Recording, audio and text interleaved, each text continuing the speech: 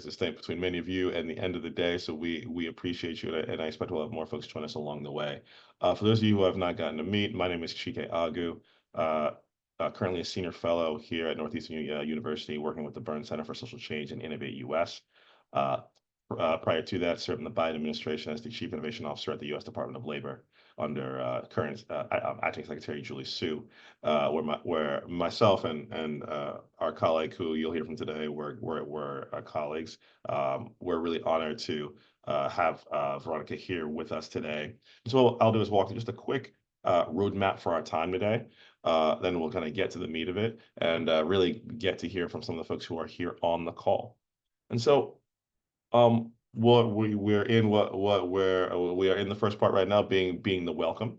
Um, this is going to be a conversation today, so I encourage people who are here, please go in the chat, tell us your name, where you're from, what organization that you're with, and also feel free to put questions along the way during the conversation that we will address kind of in the latter part of the session. So that's kind of number one. I think number two, if this is your first time with us, you'll learn a little bit more about Innovate US and know that this is a really a small taste of what Innovate US does on a regular basis for public servants around the country. So hopefully this allows you to and inspires you to learn more about us and the work that we do, and hopefully we can help you or some other public servant that you work with to do more and better for the folks that they serve.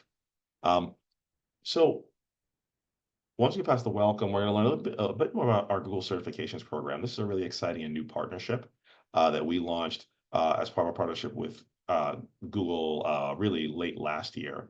And it's a unique opportunity that we believe can help many public servants. So we want to let folks know more about that one specifically so that folks can reach out, sign up if they want to. Next, we'll have our conversation with Veronica Pugin, who's here with us today. We are lucky that this is not the first time that Innovate US has had her, but we've not had her publicly available to kind of more of our constituents. So I'm really excited for that conversation.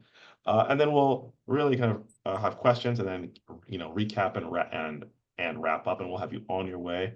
Hopefully before the beginning of happy hour, wherever it is you are, if you particularly if you're on the East Coast of the United States. But thank you all for being with us. And again, we welcome more folks along the way. So with that, one thing we try to do when we have these webinars is not assume that folks are familiar with Innovate US. So let me just give a quick introduction of who Innovate US is. And candidly, our mission at Innovate US is fairly simple. It is to improve lives by enabling public professionals to deliver more effective and equitable policies and services. In the end, we like to say we help the helpers. Someone who's been a public servant more than once, many times it can feel like you're doing it on your own. And our belief and our hope and our charge is to make sure that those folks have the support they need, the training they need, the inspiration they need to do their job bigger, better for the people that they serve. To give you a sense of what that looks like, we partner with US in a number of ways. One, we help states, localities actually launch their own training. We can help them create custom websites, URLs where they can, or work with our platforms to basically do that. We can also share data about who is going through that.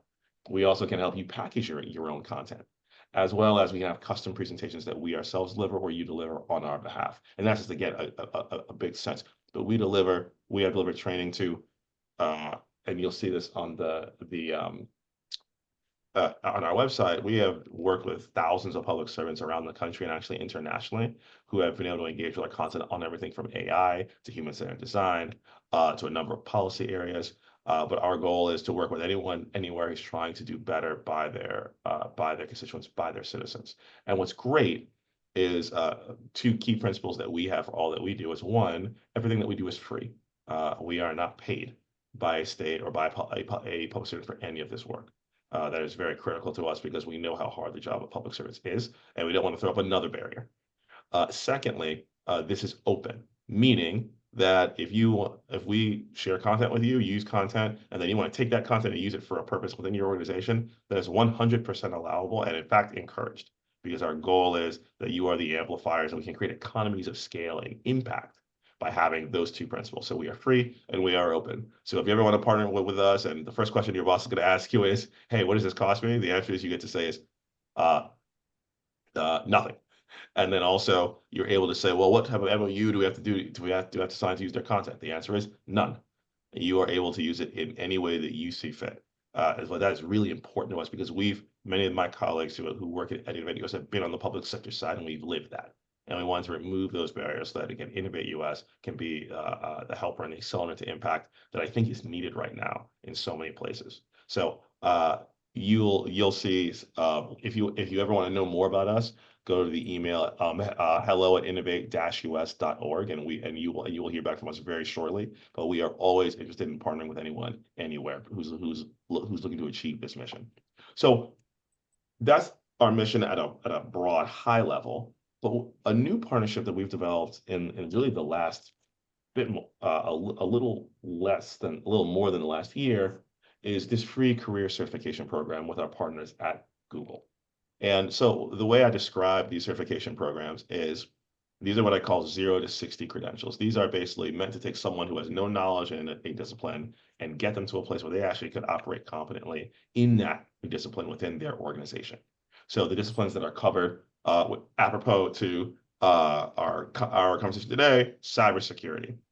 Uh, Others are project management, data analytics, digital marketing, and e-commerce, IT and UX support.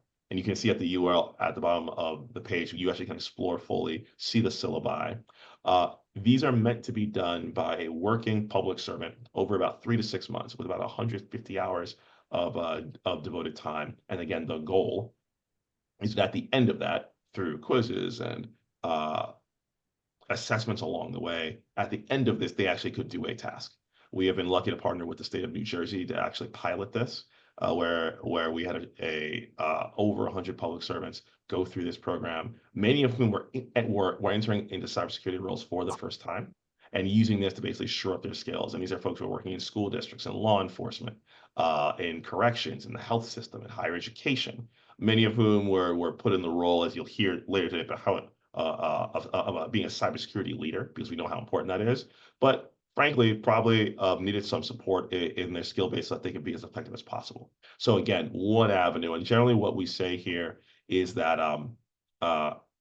if you have a problem for whom people with a new set of skills is the solution, really reach out to us because we really want to help you. The other thing is that one thing you learn by the best practice and the pedagogy is that you don't just want to throw someone out there by themselves with a certification program. By the way, this is all asynchronous, all online, meant to be done from anywhere on a schedule of this person's choosing.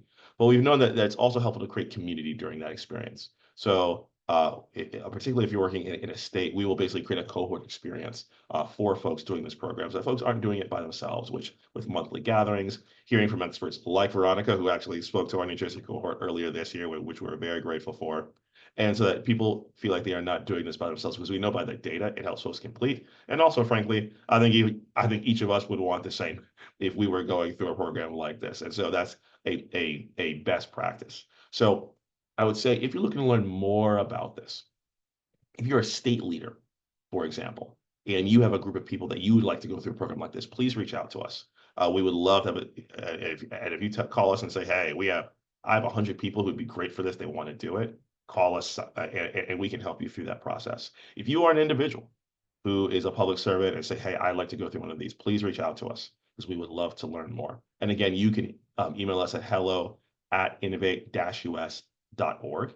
And you can also go to the URL at the bottom of the page, innovate-us.org/Google-certificates. But again, whoever you are, and if you think these skills would be helpful to you or to your organization, please reach out to us. We want to help. And you will likely hear more news from us with more states who will come on to do exactly that later this year and early next year. But we think this is an amazing opportunity. And again, it follows our principles. This is open and this is free. There is not the only thing that really we ask for anyone is kind of the sweat equity to kind of go through the program and bring these skills back to their organization. So again, feel free to reach out to us again at hello@innovate-us.org to learn more. And feel free to visit the URL, which I believe will be in the chat, to learn more about the program in specific. So with that, let's pivot. And again, if you do one of these certificates in cybersecurity, your goal is to be like Veronica. And normally, and Veronica's someone who I got to meet when we were colleagues in the Biden administration, and I'm lucky to call her a friend now. I normally would just introduce her really quickly, but I'm not going to do that. I'm actually going to read, which I normally don't do, because her career is so varied, and and pieces of her career are going to be part of our conversation today. So Veronica Pugin has had a varied career across tech, business, startups, academia, and government, and most recently, the White House. Her career is focused on impactful technology and economic solutions. She currently works on strategic programs at the company Okta, focused on federal identities, security, products, and delivery. Recently, earlier this year, Veronica finished her role as senior policy advisor at the White House, where she focused on cyber workforce needs in and outside government and AI's impact on cyber workforce needs. Previously, she worked in the Biden-Harris administration at the U.S. Small Business Administration. That's actually where I met her, and where she led the distribution of $200 billion in economic relief and supported over 15 million small businesses during the height of COVID. In her business career, Veronica worked on macroeconomic planning at LinkedIn, consulted clients in tech, biotech, government, and consumer products industries at Deloitte in the US and Mexico. And in the startup world, she was part of launching a fintech solution to promote financial inclusion in emerging markets, taking her across Latin America and also parts of Southeast Asia. She has worked on and advised the civic tech startup that's been working in the state of California. And her academic background includes an MBA from the Stanford Graduate School of Business and a BA in Economics and International Relations from Claremont McKenna College. And as we very much love at Northeastern, she's an adjunct professor of political economy at the University of San Francisco. Um, Most important thing about her, well, one, I will tell you, she is not 70 years old. With all that she has done, what is inspiring and intimidating about Veronica is that she likely has many decades ahead of her to impact business and the country. So again, which is why we're so lucky to have her. But also, I'll say just personally, she was an amazing colleague as a person during the Biden administration, and particularly we were lucky to have her in our service as a country with the National Cyber Director in the White House during, frankly, I think a time when cybersecurity has moved to the fore, not just of business and government, but frankly in all of our lives. I think all of us have gotten an email saying that our data was part of a breach somewhere, somehow.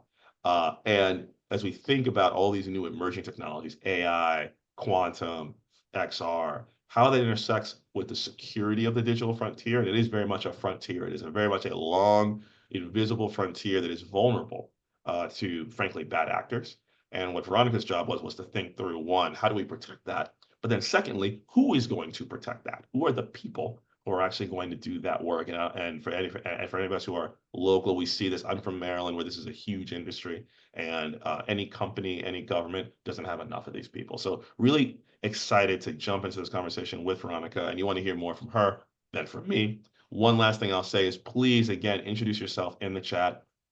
Say your name, your organization, where you're from, also putting questions along the way.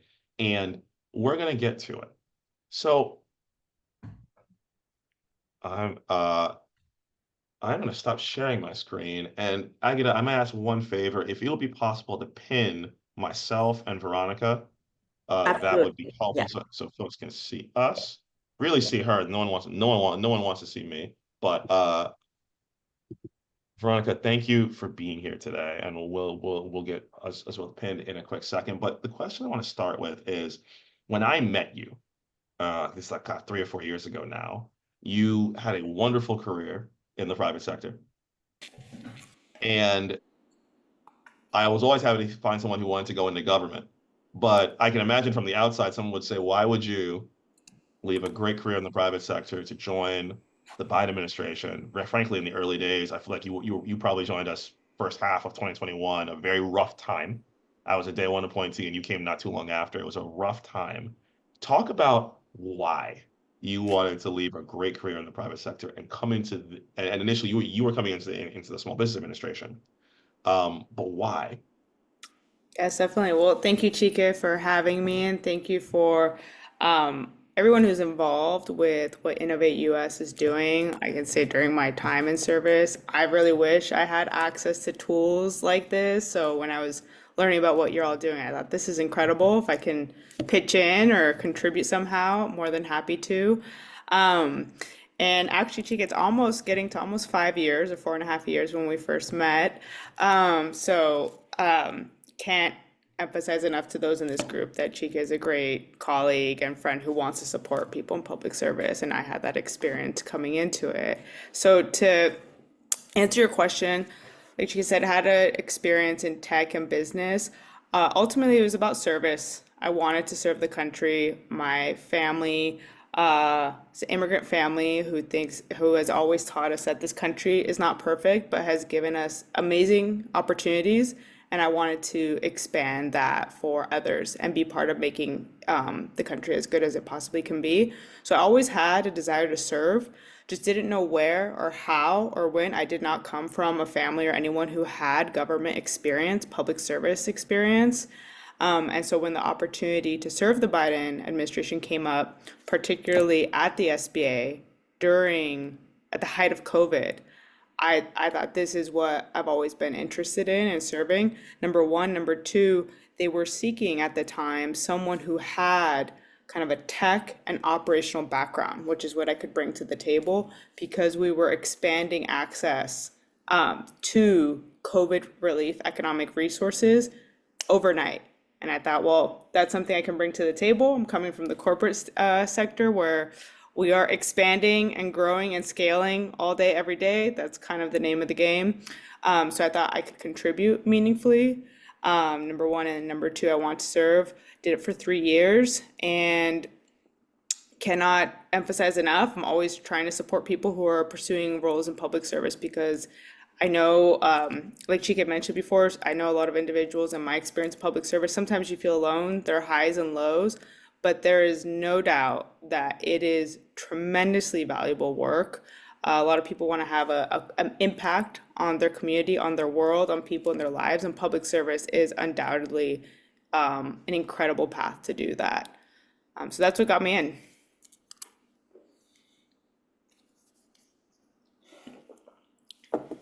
One unmute was going to happen during the session. I remember when I came in, really to the federal level, I got to talk to some folks who had served in more than one administration, and someone made an analogy to me which was really powerful, which was it was a sports analogy, which is helpful for me, which is if you want to liken serving in government, particularly at the federal level, to a sport, it's most like baseball. And the reason it's most like baseball is like if someone is successful 30% of the time in baseball, you're like one of the greatest ever. And similarly at the federal level, because you're in many ways your tools are very blunt because you're so far away, generally. As one thing you learn in the federal government really quickly is that the federal government doesn't do a lot of implementing. That's actually not a lot of it. It gives out money, it makes laws, it makes regulations, different than state government where I serve, or different than local government. And then also, um, the voices and the stakeholders are far more complex and far louder. So you're trying to basically do something very, very, at times, very specific, very tactical, very surgical, with very blunt tools, with actors who have different ideas of what should be done than you do, who are very loud. And you also have folks who have a good degree of power over you, who you also need to, whether that be Congress, whether that be the judiciary, so baseball. There's a lot of reasons why you might strike out on any given day. I think during that really, and Veronica, you'll remember this one. When I came in on January 20th, I was sworn in at 2 o'clock, 2:20, if I remember correctly. I was in this seat, this exact chair. And I think I was sworn in that corner over there because this was COVID. And for at least the first 12 months, really the first 18, this was an entirely virtual enterprise. So no one had ever done that before. No one had ever started an administration virtually with a lot of new people. Veronica, remember, we actually started more people in the early part than most administrations do. We started with probably almost 25% of people. Most Right. administrations start with 10 to 15%. And then also, where I worked at the Department of Labor. Down the block from many of us, an insurrection had taken place about 2 or 3 weeks beforehand, which obviously created a deep amount of time, a deep amount of attention within the country, and particularly in that city. So again, when she reached out and said, I want to serve, I was like, are you sure? You have a great life. Why would you do this? And the answer is, I think, as selfless as you could have heard her say. So anyone who's willing to do that at that time, my privilege to be helpful in some way. So I want to walk through your career a little bit, but I do want to start at a high level. So we're here talking about this digital frontier. And I want to pick up something that you've talked about before, which is, and I'll separate it. It's kind of two questions. One, talk about the cybersecurity landscape that you see. This is a going concern in every organization, in government, in the private sector. You're working on this now across a number of different stakeholders. Give us the state of play. And let me ask the question this way. Are we better or are we worse off than we were 4 or 5 years ago? Are we safer and more secure than we were 4 or 5 years ago? And when I say we, I mean all organizations, private sector, public sector, nonprofits, um, because it can feel like at times things are getting that attacks increase, that we're getting more unsafe. But that's me as an unsophisticated bystander. From where you sit, what's the state of play? Where are we relative? Are things getting better? Are things getting worse? What do those threats look like? Okay, easy question, Chike. As much time So as you want. So a few thoughts. I'll start with your first point of the what's the landscape looking like in terms of cybersecurity. I think what you started with at the top of highlighting that cybersecurity has moved to the front of our lives. That's, I would say, a very good way to describe this topic for several reasons. So one, cybersecurity is not new. It's not a new reality, but the opportunities to cause harm via the digital frontier, right, as this is called, are increase as our digital lives increase, right? So the more our lives become digital, the more we access the promise of technology, right? A lot of us were excited, let's get things digitized, let's get medical health records digitized so that we could have a better experience in the healthcare. That sounds great, right? On the other hand, that's an opportunity for someone to hack sensitive medical information. Let's digitize our banking system. Financial technology, incredible in terms of access, incredible in terms of convenience, user experience. Another opportunity to hack someone's whole financial livelihood. And so there's a direct correlation between the more we access the promise of digital tools, which is not a bad thing, and they are incredible at expanding access. But if they're not secure, then it increases the threat of cybersecurity. So I would say that's why it's gone up. One of the reasons it's gone up. Another reason the threat of cybersecurity has gone up is the nature of warfare has been changing over the past few years. So with the war in Ukraine, it has had some of the most rapid evolution in cyber warfare in all of history. And so there are tools and methods that are being developed in that context that are then able to be used by bad actors in other contexts. Number two, so those two ingredients, increasing digital lives and the nature of cyber warfare, is increasing the presence of cybersecurity threats in our day to day.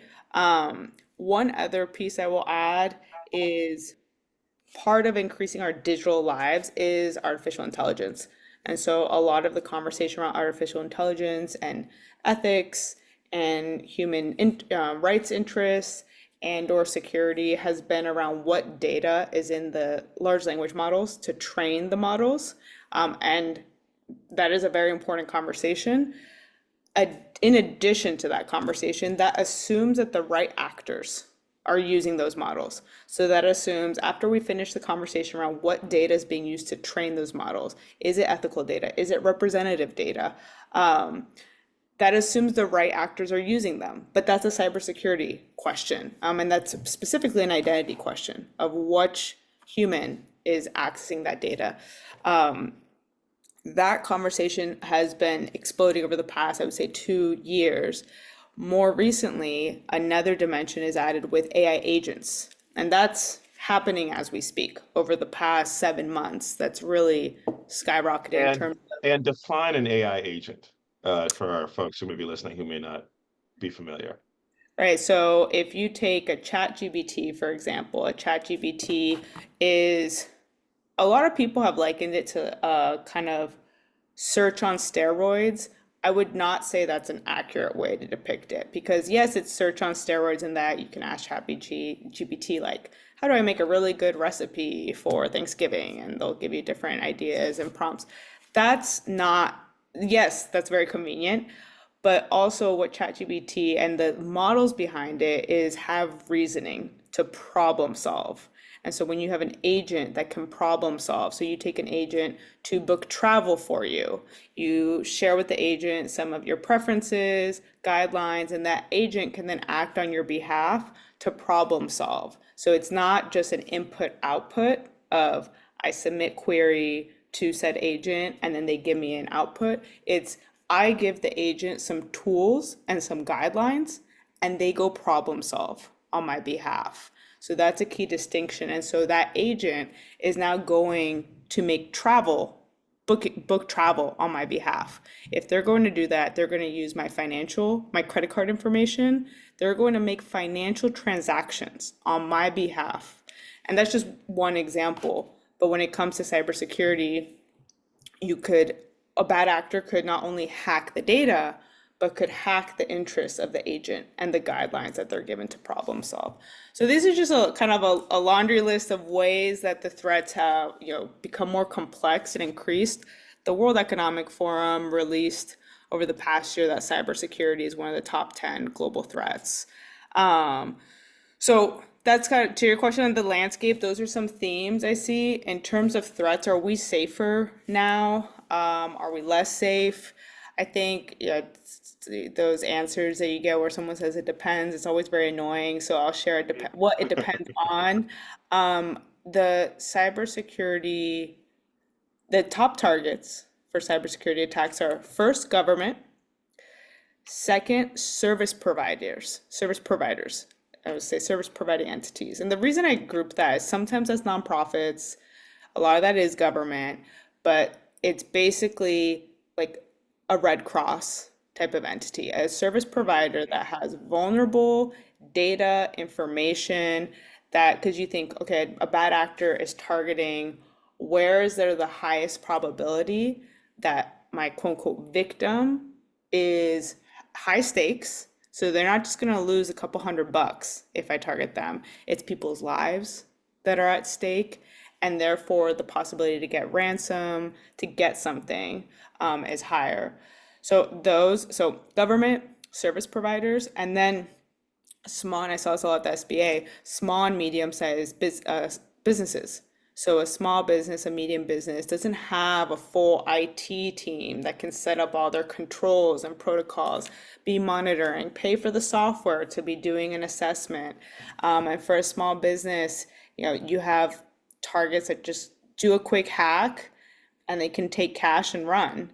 So I think the threats to those, I would say especially the latter two, I don't have a quantitative assessment, but those are not prepared for the increasing threat. Whereas, the leading banks in the country, they know what's happening. They're investing in this, and the threat's going up, but so are their protections in response, as is the government.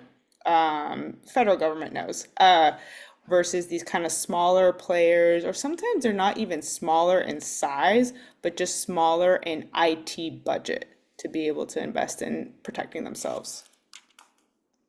So you took a really hard question. And by the way, this was a pro response. By the way, for those of you who are watching, this was a pro response.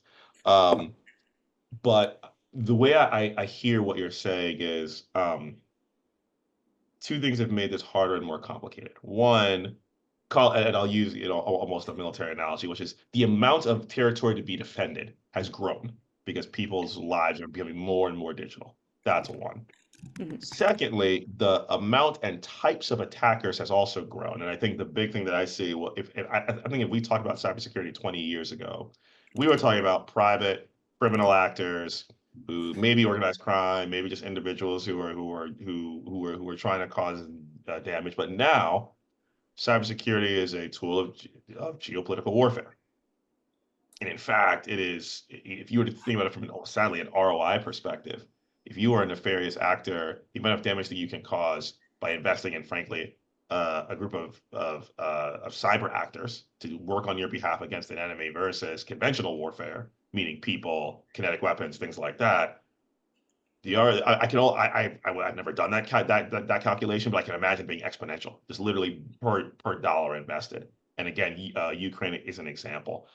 We are seeing this in some of the other kind of hot and cold conflicts around the Middle East, where you have actors.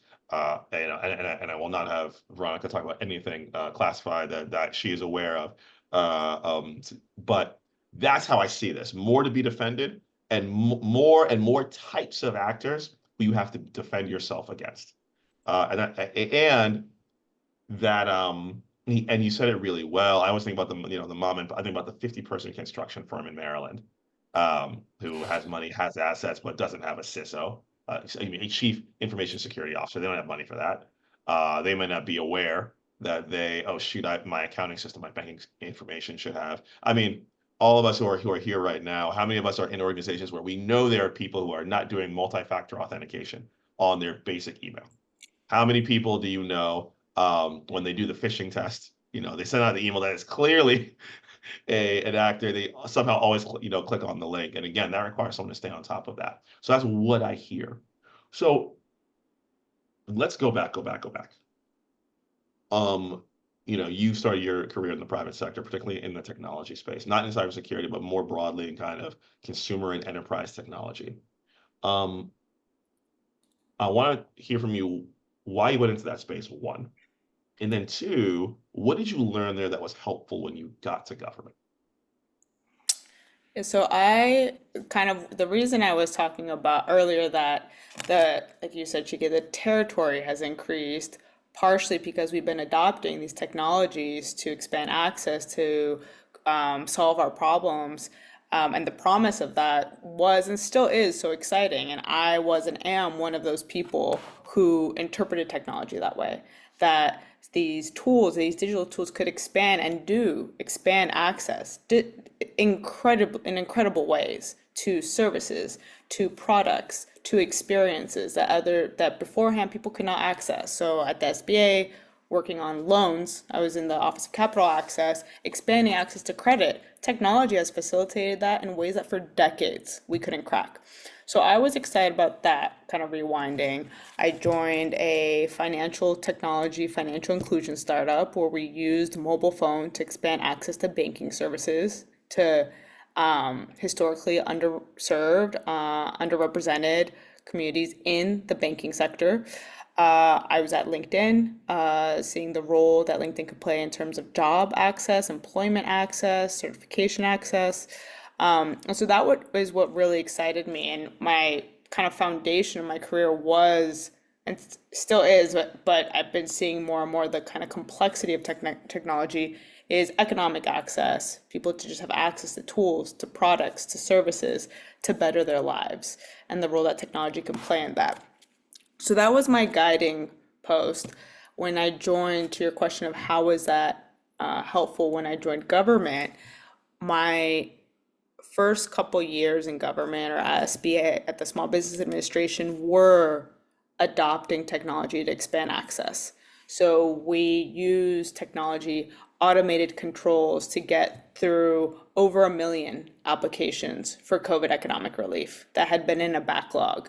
It had never been done before.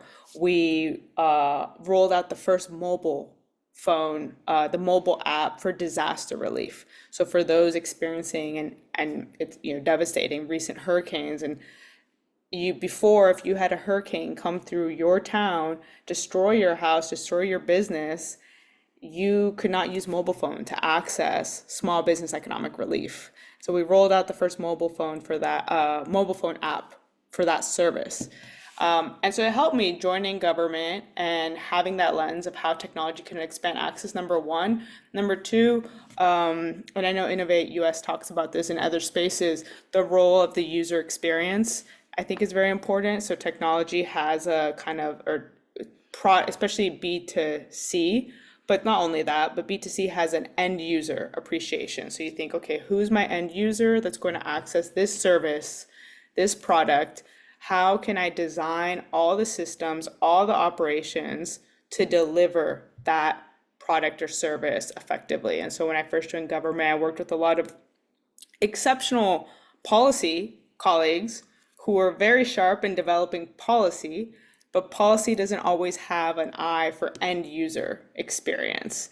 And so that was kind of some of, I could contribute there, having worked on user experience, specifically in financial technology. I think you were kind of getting at then, well, how did that go to cybersecurity? For all those programs we rolled out. You're already ahead of Oh, me. I was okay, gonna ask how you made the yeah, I get it. I remember working with you because I was working at the Department of Labor. We were working on unemployment insurance. So very similar challenge. How do we get benefits to citizens who have been economically dislocated? You were working on I know, I'm sure for SBA, shuttered venues, restaurant funds for folks. Again, we're trying to kind of salvage their businesses. But I'm curious because I think I remember when you called me and we're talking about going over to the cyber office. I'm curious what instigated that for you to want to go into that space? Because also it's probably important to say, you and I started our federal careers at an agency, a department, Small Business Administration, Department of Labor. Going to the White House is different in the sense of the White House is, historically it's what we call the Department of the President. It is a small, lean organization compared to, maybe 400, 500 people who work in right, the executive office of the president versus at Labor, which is not even a large agency, 15,000 FTEs spread across the entire right, country. right, And the function is different. The function is more of a convening, coordination, directive function to basically communicate as clearly as we can the will of the President of the United States across a massive federal bureaucracy, and then hopefully get folks to work together who normally don't work together. So it's a different set of muscles. And I will right, say, as someone who's worked with the White House, knowing many colleagues who've done what you've done, the transition is not seamless because you're used to being able, when you're in an agency, to do a thing. You're used to right, being able to, and then you go to the White House, and it's actually not as clear as that. All you frankly have is the president's word, right. because that's who we all work for. So for you, curious about why you wanted to do that, Yes. why you wanted to make that jump to the White House and also to cybersecurity. Yeah, so that's where, so the White House opportunity for the White House Office of National Cyber Director, what they were looking at and really, growing their focus was cyber workforce. And so it's the people who do the cybersecurity work. And so my background, having been more economics, at LinkedIn, I did macroeconomic planning, labor macroeconomic planning, so jobs, job growth, job destruction. So I had kind of some, I had experience relevant to that topic around workforce, number one.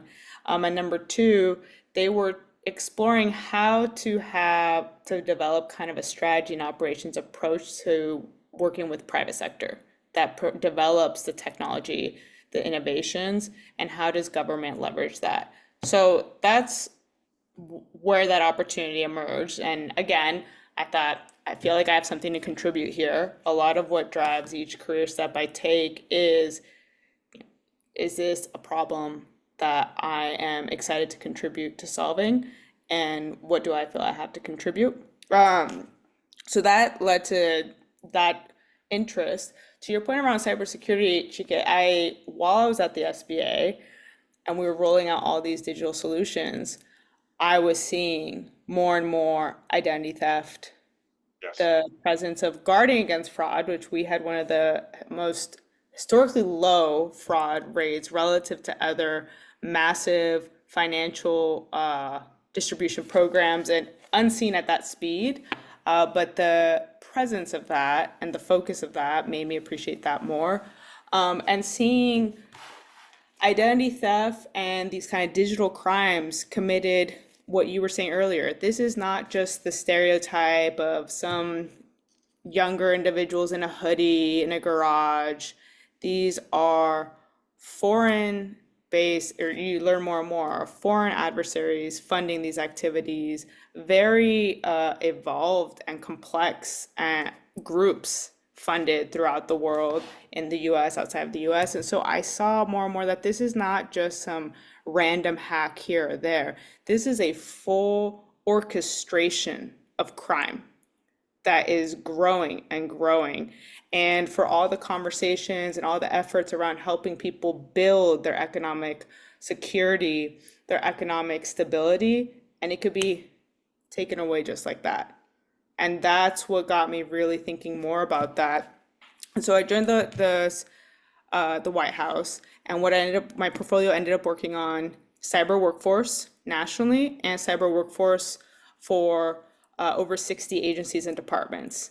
And so we were looking at what policies and programs and processes would help increase the presence of cyber workforce personnel within the federal government for these over 60 departments and agencies, and then what could increase the cyber workforce nationwide. A caveat that I'll add, I'm not familiar with everyone's kind of domain here in terms of public service, but for any interest in kind of the economic lens, cyber jobs are some of the best jobs in terms of economic mobility. They're some of the jobs that don't require a bachelor's degree and have opportunity for wage growth, remote opportunities for caretakers, because the nature of cybersecurity is evolving so quickly that anything I learned in undergrad, whatever X years ago, a lot of it's outdated. And so it is a profession that rewards upskilling those who get certification programs because of the nature of the field. So that's what we focused on, growing the national workforce, also an angle of economic mobility, and then looking at what processes and policies could increase cyber workforce within the government. This is super helpful, and I'll say 2 points. One, any of us who were in government who worked on a number of these stimulus programs to really support Americans during that time, the integrity concern was very real. We dealt with it in historic levels in the unemployment program, which was basically, again, we would see international foreign actors impersonating Americans to steal at a rate, relatively low rate. But when you put 3% on $850 billion, it comes out to a large number. Uh, and the challenge that we were really working with is how do you balance for us access and security, or as we would say, integrity, meaning there's a way to have 100% integrity. It's you just don't give anyone any benefits. Easy. Yeah, There'll be no yeah, theft if no one gets anything. that's true. There's no But fraud if there's just no the program. Exactly. But we have another mandate, which is we had, and I'll use UI as an example, or excuse me, unemployment insurance. We deployed from May 2020 to roughly May 2021, $850 billion in benefits to a third of the American workforce, which Wow. kept people in their homes, had Right, groceries, helped people pay rent, so on and so forth. So right, balancing that is really, really hard. You don't want no controls. But you don't want to put up so many where effectively the people who most need it are actually literally locked out. And then when you put an equity lens on this, when you look at who is locked out, when right, integrity, I don't say integrity goes too far, but when you don't get that balance right, it's the most right, vulnerable. And right, so that's a challenge that we were continually trying to walk. And I know we were not the only ones. Um, right. and I really, and again, being a Marylander, a cyber workforce is, Fort Meade, NSA is up the road from me. Um, this cyber workforce challenge across the private sector, the public sector, I have not met an organization who has said, I have exactly the amount and types of bodies that I need to protect my digital frontier. I've not met the organization. Right. And so I'm curious, what are the best practices that you're seeing for organizations, particularly governments, to get the people that they need? And I'll layer on an additional complexity for government, which is if you can do cybersecurity in the government, you can absolutely do cybersecurity in the private sector, and the pay differential is not trivial. Right. So for governments particularly, how are you seeing them attack this, Right. particularly with that dynamic, because it's such a hot set of skills. Absolutely. And so it is a real challenge nationwide, the getting enough people with the cyber skills.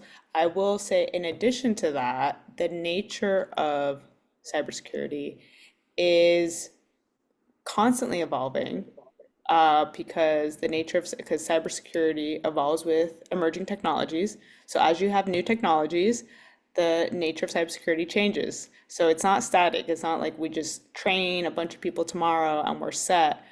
So that's also a challenge. It's not, you don't just like fill the role and you're set, it's constant reskilling.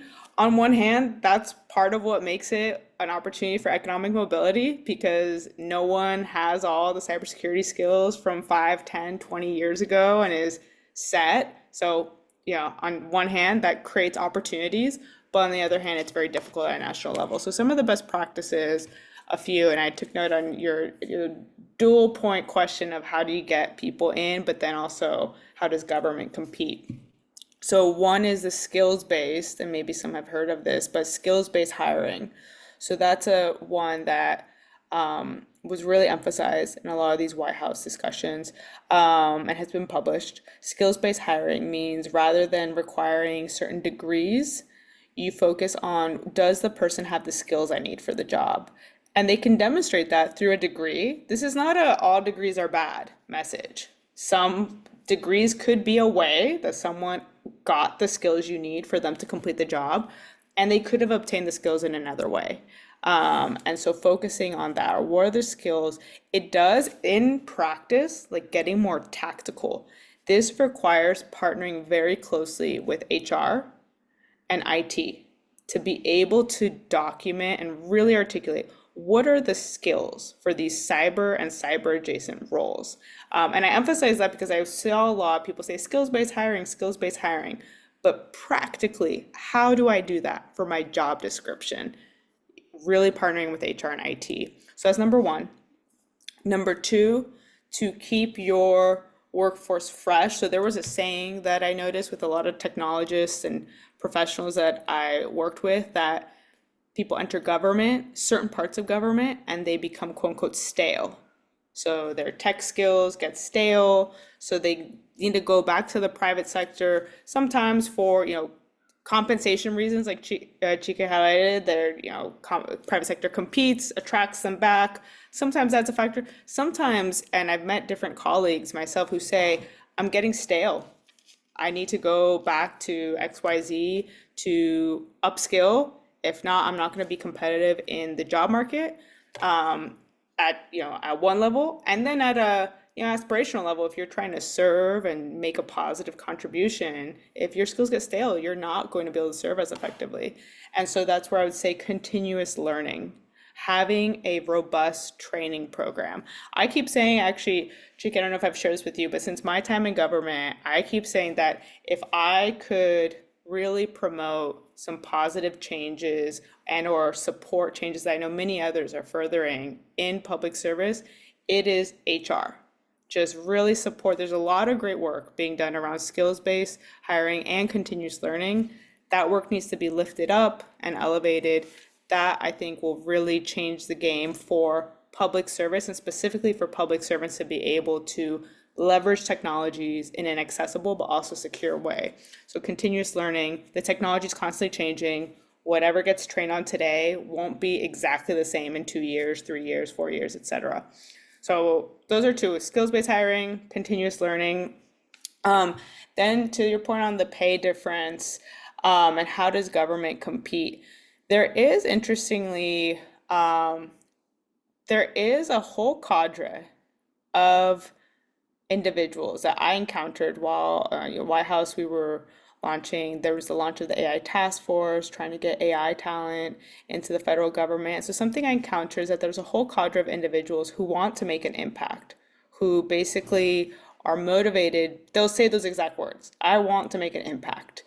But they don't know how to get into government. They're not aware of government as a vehicle. That was my story. They don't have other people in their lives. There's the cycles of careers and professions. Do you know someone in your life who's done that? No. Did your family members do that? No. So part of it is recruiting just to be on people's radars. And just being transparent that this is the salary. I did encounter a lot of individuals who said that once they learned about the salary, it was, quote, not as low as they had imagined.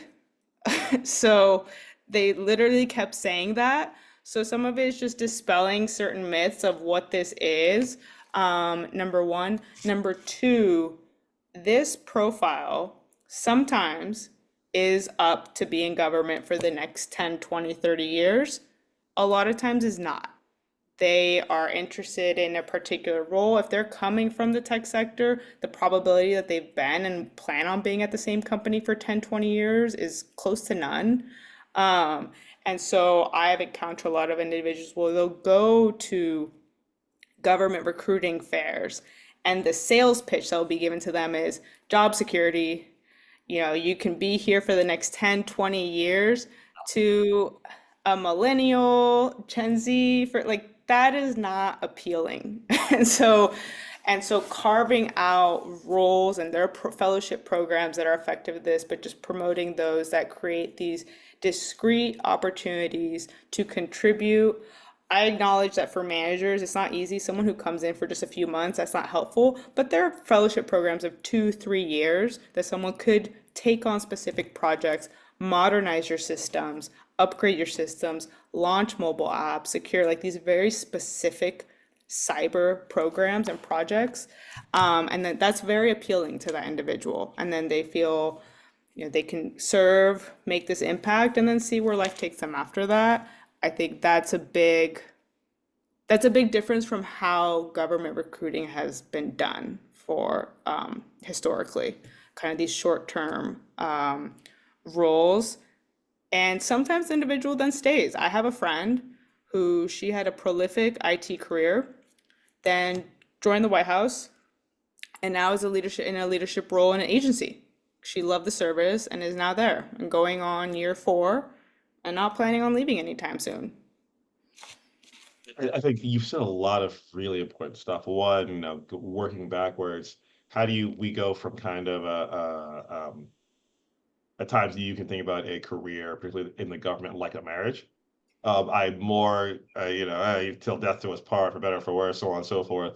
I would more have people think about it almost like my military colleagues do. I'm doing a tour of duty Mm, that will mm, be impactful. That will be for a period of time, but not necessarily forever. And if I look at my colleagues, the U.S. Digital Service, the Technology Transformation Service, uh, and a number of other of these really special offices that started the Obama administration to bring in this talent, that is appealing because you do find, particularly, I was amazed the people I got to work with, particularly in that beginning time when the country was mm, in such a tough shape, who said exactly those words as you said, I want to make an impact, I want to help, mhm. and creating a kind of a clear way to do that. I think that's one. I think secondly, your point on the constant upskilling, the skills-based hiring, and in some ways you're singing our gospel here. We at Innovate US are supporting a number of states in conjunction with the National Government Association on doing exactly that. Maryland, we were the first to have that to make that mandate across government. And now, but you're right, the devil is in the details.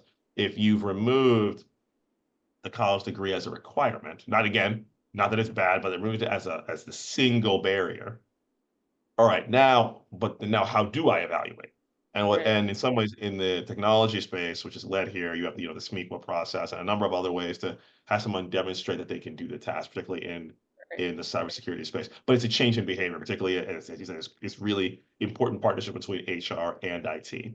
We have right. about 3 minutes left, and as usual, when you and I start talking, we will go on for a while.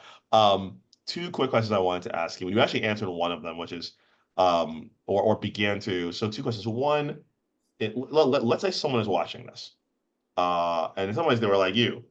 Obviously they've had a career, but they have not been in cybersecurity before. What is the number one thing you kind of recommend to them to begin a career in cybersecurity because of all the needs that you've said? So that's one. And then secondly, we had a specific question in the chat on financial services, Hmm. which is basically what are some steps that financial services is taking to protect small businesses, protect nonprofits who are in this category of high stakes but low protection? Hmm. Interesting. Yeah, so for the first one, for entering cybersecurity, my experience, I would say, has been the same of my recommendation in terms of hiring, a skills-based approach. So I'm personally not developing the controls. I'm not technical by training. I am not a security engineer. My skill set has been strategy and operations, And so ultimately, that role is what I played in government. And at my current company, cybersecurity company, I'm doing strategy and operations for our government delivery. So the skills, because ultimately, when someone's hiring for someone or you're pursuing a job, it's skills. There's a job that needs to get done ultimately.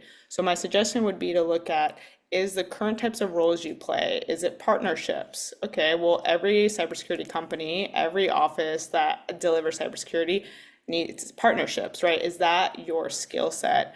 Or is it strategy and operations? Or are you technical to explore the roles in the different organizations, teams that need that? And if you're not interested in continuing that, it would be the same thing for any industry. Then that's a new retraining. If you want to become a security operations analyst, then pursuing certificates and training programs in that direction. But again, taking the skills-based approach would be my suggestion. And thinking, what type of roles do you want to play in a given organization or department or agency or team? Number one. And then for financial services, it's interesting, I'll get this kind of like a more technical answer, but what we're seeing there is the emergence, or not emergence, it's definitely there, but growth of cyber insurance and the insurance programs. So basically, a bank's role, financial services, protecting the deposits and protecting the financial assets. So if someone gets hacked and they get stolen, um, then the bank has certain safeguards to refund or support the individual. So it's in the bank's interest for this not to be happening. And so there's certain insurance programs. I would say though, for that small business, they're still need at risk because they can have certain assets in a banking system and that bank can have their controls, but they might have customer data via a CRM system. They might keep certain delicate information via a different system. So say a small business, just kind of 2 cents there, if a small business is thinking how to protect themselves from a cyber standpoint, their finances is one, but it's not the only area to be thinking about. That's super, super helpful. With that, first of all, I want to thank you so much, Juan, just for being an amazing colleague and friend, and really thank you for sharing your knowledge. Like many of our content, this is going to be rewatched over and over and over again across our platforms. So we're really excited for that. What I'm going to do is just quickly reshare um, information per what you heard um, on our partnership with Google, and particularly our cyber certificate in cybersecurity, which people are using right now to actually begin that career. If you are interested, please email us at hello@innovate-us.org to learn more, whether you're an individual or you are a leader of an organization. And feel free to visit innovate-us.org/Google-certificates to learn more. Veronica, thank you so much to all of you who are watching and will watch. Thank you so much and have a wonderful, wonderful rest of the afternoon. Thank you. Thank you.